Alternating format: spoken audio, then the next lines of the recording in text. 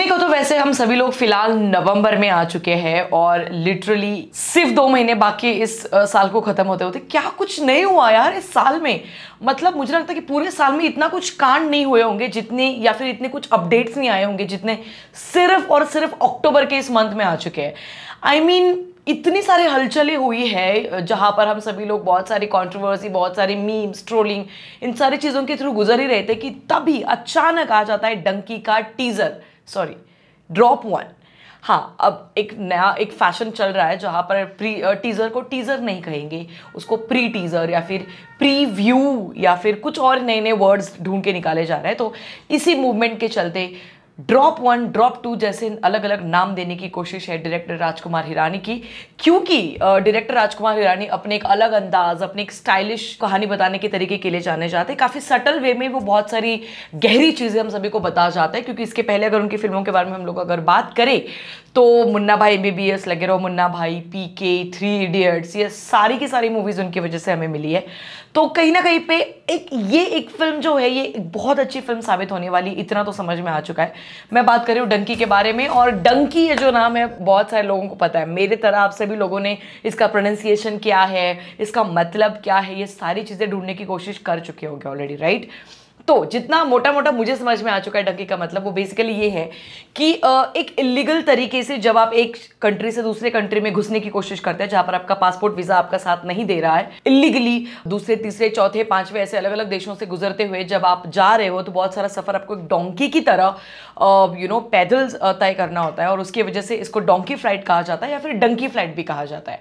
तो बेसिकली ये, हालांकि ये तरीका गलत ही है, कोई भी इस तरीके को अगर अपनाए तो उनकी ज़िंदगी बहुत ज़्यादा खतरे में पड़ जाती है, क्योंकि पिछले ही साल एक न्यूज़ आई थी जहां पर लगभग 16,000 से 16,500 इंडियन जो है मेक्सिको के रास्ते गलत तरीके से US जाने की कोशिश में पकड़े गए थे, और अभी तक उनका कोई स्टेटस क्लियर नहीं किया गया है। तो ये सारी चीज़ों के चलते शायद मुझे लगता है कि ये फिल्म जो है डंकी का इस साल आना कहीं ना कहीं पे ये सारे इंसिडेंट्स से रिलेटेबल है।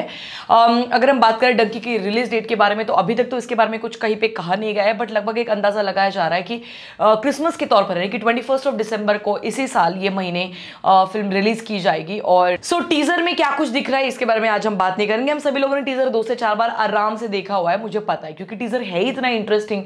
क्योंकि ये टीजर कब शुरू हुआ कब खत्म हुआ हमें बिल्कुल भी अंदाजा नहीं लगा। शुरुआत में ही सोनू निगम का एक गाना है, निकले थे कभी हम घर से,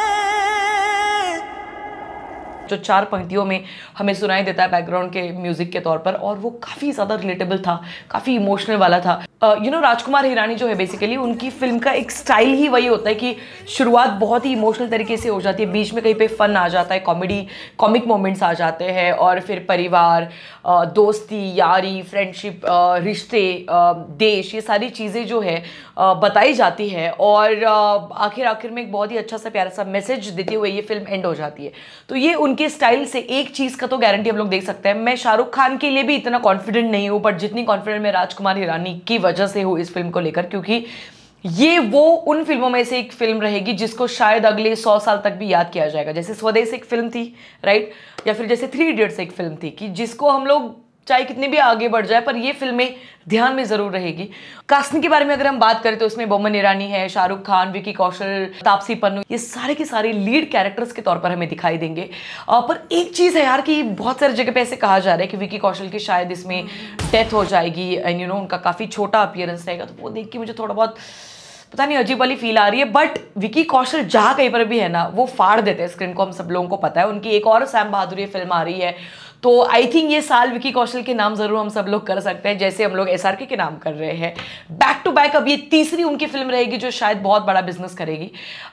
तो yes, I am super duper excited for this film. और डंकी को लेकर आप लोगों की क्या राय है मुझे बता सकते हैं कॉमेंट सेक्शन में। मिलेंगे डंकी के ट्रेलर के बाद, पर तब तक ज्यादा कुछ तर्क वितर्क ना लगाते हुए डंकी के इस वाइब को एंजॉय करते हैं। मिलेंगे अगले वीडियो में, तब तक पीस आउट।